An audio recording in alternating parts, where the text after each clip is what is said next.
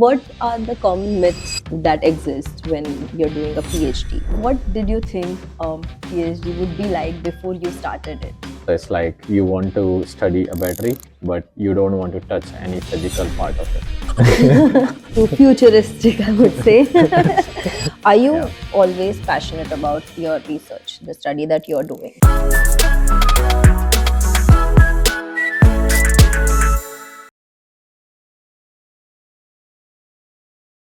So, do you think doing a PhD makes your life better or complicated? That's a very big question and it needs a lot of explanation.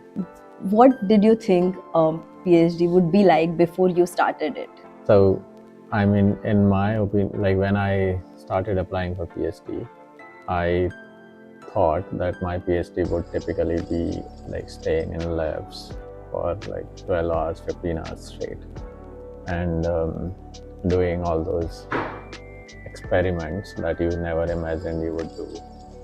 And you writing papers, you writing reports, and you're doing things which you have never done in the past. Like very structured. Yeah, not very, like it's not structured. In fact, I would say the contrary.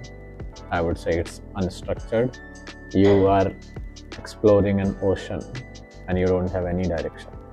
That's what I But used like to think. initially, did you think like it would be very like you do 1, 2, 3, 4, 5, but then when you started, it just was very uncertain.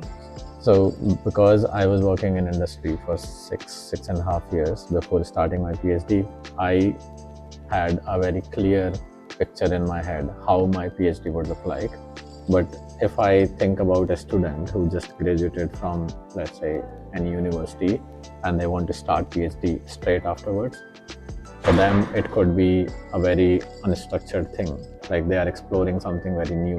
While for me, my prior experience has a direct correlation with my PhD topic. So for me, I would say like I had things planned out, but of course, at the moment, if I think whatever I planned out at that moment has completely changed. So it doesn't matter whether you are experienced or unexperienced, things are going to take unexpected turns. It's uncertain. Yeah, it's very uncertain. You said what you are doing, so let's give like a brief on, or like a small gist on what you are doing. What is your research on? So I work on lithium-ion batteries, and my work is mainly simulating those lithium-ion batteries. So basically, I make virtual twins.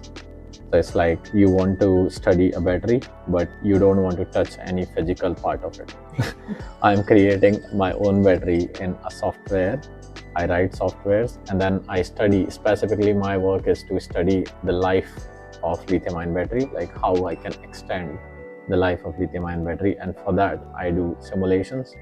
And those simulations in scientific world, we call them multiphysics modeling simulations. So I do multiphysics modeling simulations, I write codes, and then I analyze batteries. And then my ultimate goal is to estimate the life of lithium-ion batteries with as many details as possible. Yeah. Too futuristic, I would say. Or not maybe, because right now it maybe when you started it was too futuristic, but now it's I mean, everywhere. Yeah. Like at various levels, like I would say, like if you talk about Tesla or big companies like BYD, CATL, these guys are doing awesome work. They're already in the business. They are already in the business, and then they are doing a lot of research in their houses as well. Like they are not research institutes, but they do spend a lot of their R&D funding on research, while we are trying to be one step ahead of what the world leaders are doing, like what is the best of the best companies are doing. We want to basically explore those areas which would be relevant in next 3 to 4 years. Are you always passionate about your research, the study that you're doing? No. I started this as I developed this interest after I graduated. So I got my first job in battery sector, and that's where I started reading about batteries. I started learning about batteries, and slowly I started developing interest, and then I joined one of the companies in India. They used to do a lot of research in batteries, and I had this thing in mind that that could be the best company where I can start my research. So this industrial car manufacturer company, I wouldn't name it for now, but that gave me a first hands-on experience on how the research on batteries work, and that's where I started my journey in batteries. This is after I graduated. It was not that I planned out when I was like 6. I don't think anybody would have planned this out when they were 6. I don't think anybody knew that it existed like when you were 6. So, what are the common myths that exist when you're doing a PhD? I think the common myths are, again, the first is like the uncertainties. Like, people think that they would never be able to finish it, and everyone thinks it. Like, when they enter into a PhD program, for first 5 to 6 months or 7 months, they don't have any clue on what they are going to do. So there is this myth that you cannot, or you would not be able to finish your PhD. But as time progresses, things becomes more and more clear, and then your path becomes visible to you when you, let's say, finish your first year and 1.5 year PhD. So that is your first myth. And second myth is like, there are a lot of new things you're learning. You're handling data, and especially about writing reports and research papers.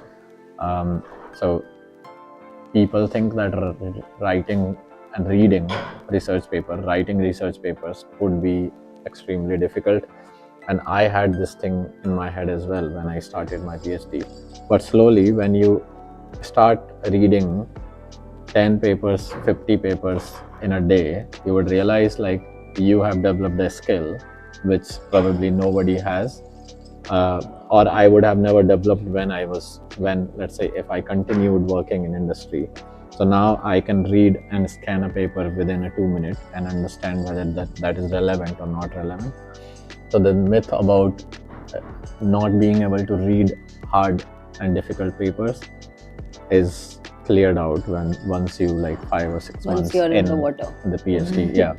And then writing a paper, like once you write your first paper, you would realize like writing a paper could be a very enjoyable job to do. Like, I used to think that it's extremely hard and I cannot write a paper. While when I finished my first paper and submitted it, by the end of that, I can see a lot of good changes in myself, my writing style, my understanding of my own work. Like, I researched on it for 3 months, 5 months, 6 months, and then when I started writing a paper, I developed more understanding on what I researched. So when you write, you develop even more better understanding of your own research. So yeah, I mean, writing, reading comes naturally, slowly and gradually. Yeah, you understand yourself better when you write. Does doing a PhD make you question yourself? There are phases in PhD. Like, in your first year, definitely you might have these thoughts that how long it's going to take, like how much time, whether I am capable of crossing this big ocean where you're lost. So it does make you question your decisions, and that is I think one of the good things about PhD as well. It teaches you to question yourself and then while you are questioning yourself, you also try to come out of it. So you are dropped in an ocean, and then you try to swim and learn swimming while you are in the ocean. You are in the middle of the ocean and you try to learn swimming. Breaks your confidence and then builds it back up. Yeah. So definitely, like it. So no one is, I think, spared from not questioning their decisions, but it's like, for the long-term perspective, I think it's a good. It makes you the person you are. Yeah. It develops a character in you. What advice would you give to a person who is trying to pursue PhD or who's looking forward to it? I think my main advice would be, when you are in your undergrad, when you are in your first year, second year, third year. Usually, like, we take our undergrad courses very lightly, and like, in my opinion, whenever I used to read something, I used to go to the fundamentals. So even if you do not want to do PhD later in your life, I would suggest that whatever you're reading, just connect everything with the base, like with your schooling. So connecting it to the basics would develop your understanding on that particular topic, extremely well understood topic for you. Basically, like, you develop much better understanding than your peers who are learning just for exam perspective.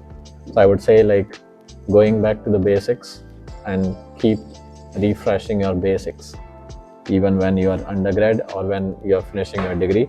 Just keep going to the basics is the main advice that I would give. So, and that would develop your understanding enough that when you know Even if, like, while you are doing a PhD, that applies to it would help you. It helps you extremely, like, in like, it helps you to the level that you can never imagine. Like, if you are very good at your basics, you can never be lost in the fundamentals of science that you are exploring. So yeah, I mean, at any stage of your life, just keep going back to the basics, keep learning. And even if you don't do a PhD, this would help you in your corporate jobs, but definitely in PhD it would help you a lot, immensely. Any closing thoughts on this? If you have decided that you want to do a PhD, just go for it. But if your motivation is coming from external factors, if someone else has pushed you towards pursuing PhD, I would say your life can be difficult. so I mean, it's a long race.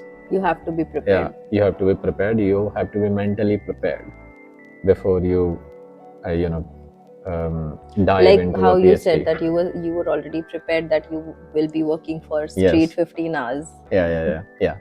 I mean, yeah, you have to be mentally prepared before you physically enter into the PhD program. Thank you for spending this time with us and being part of the conversation till the very end. If something stayed with you, we would love to hear it from you. We drop a new episode every Tuesday, so please subscribe and join us again. See you next week.